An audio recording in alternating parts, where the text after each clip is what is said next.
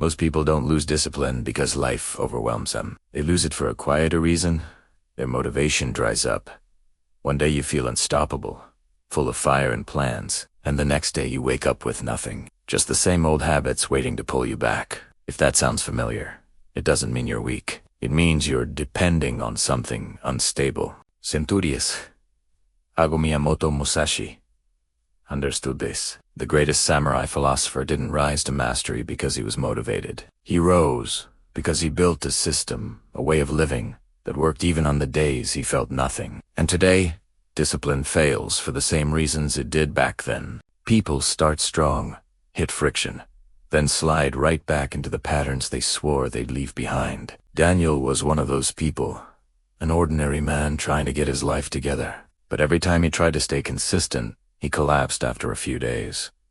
Not because he was lazy, but because he relied on the same thing Musashi refused to trust: motivation. Everything shifted the moment Daniel stopped chasing temporary feelings and began following the principles you're about to learn. Lesson 1: Earth. The courage to see yourself clearly.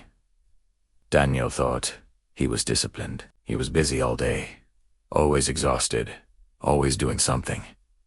But busy isn't discipline. Busy is noise. Musashi taught that a warrior must understand both the tiny details and the big direction of his life. So Daniel finally looked at his days with brutal honesty. No excuses, no self-protection. What he saw was uncomfortable. He wasn't productive, he was distracted.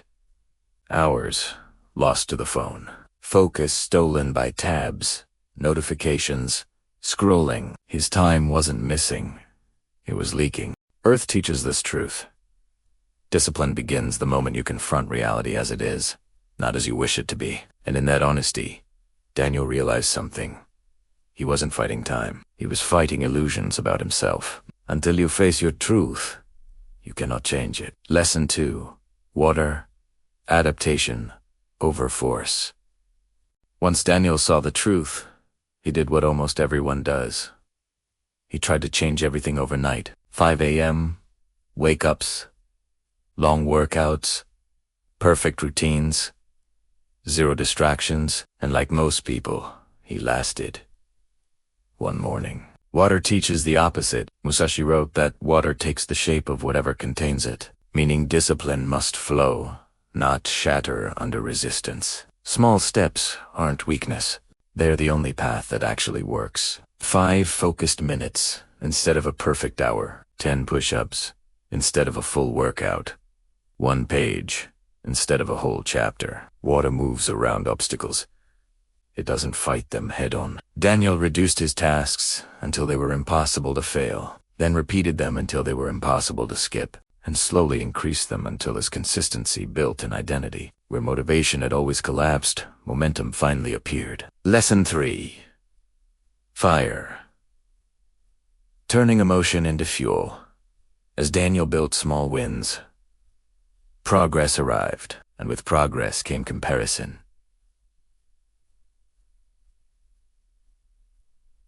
Someone stronger, someone richer, someone younger, someone far ahead. Fire appears here, not as inspiration, but as emotional heat, envy, frustration, insecurity. Musashi didn't teach suppressing fire. He taught aiming it. Fire is destructive when uncontrolled, but when aimed, it purifies. Instead of thinking, "I'm not enough," Daniel shifted to, "I refuse to stay where I am." Not self-hatred, self-direction. Every frustration became tomorrow's task. Every insecurity became a target. Every spark became fuel. Fire became propulsion. Lesson 4: Wind. Staying a student, not a master. Months passed, and Daniel became consistent. He woke earlier, worked deeper, trained daily, ate cleaner. And then, he made the classic mistake. He thought he was done. Wind teaches that mastery is never final. Musashi studied countless schools and techniques, not to copy them, but to stay humble. The moment you believe you've made it, you stop doing the things that brought you forward. So Daniel returned to learning books, teachers, people who were miles ahead. And each time he learned something new, he saw how much more there was to know. Wind keeps you growing. Wind keeps you honest. Wind keeps you moving. Discipline thrives when curiosity stays alive. Lesson 5. Void. When discipline becomes identity, there comes a moment in the journey when discipline stops feeling like a fight.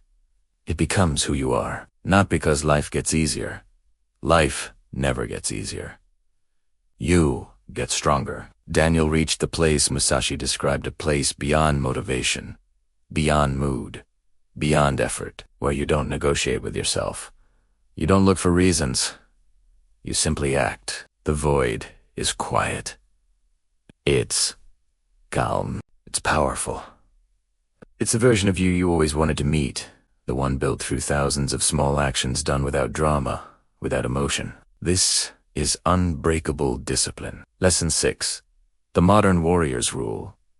Track the truth throughout Daniel's journey. One practice never disappeared. Tracking, not to obsess, but to stay aligned with reality. Musashi used calligraphy, drawing, meditation, sword work, each one a mirror showing his true state. Tracking reveals the invisible. It exposes your habits. It makes progress undeniable. Discipline survives in clarity and dies in vagueness. In the modern world, this is your sword. Lesson 7. The final seal. Let the practice become the reward. Musashi didn't train to win. He trained because training was the way. Daniel eventually realized the same truth. The workout is the reward. The deep work is the reward. The early morning is the reward. The self-respect that comes afterward, that is the treasure. Discipline becomes unbreakable when the process itself becomes meaningful. Not because it's easy, because it's yours. Conclusion. If you take anything from Musashi, let it be this. Discipline isn't a trait. It's a practice. And a practiced identity always defeats a temporary feeling. When motivation fades, discipline carries you. When energy fades, strategy carries you. When comfort calls, purpose carries you. Most people never meet the strongest version of themselves.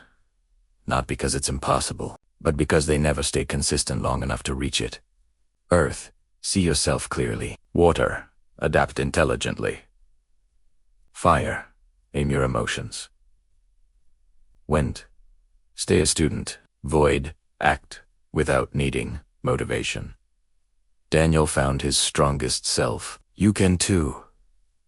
Not someday, not eventually. Today, by walking the way.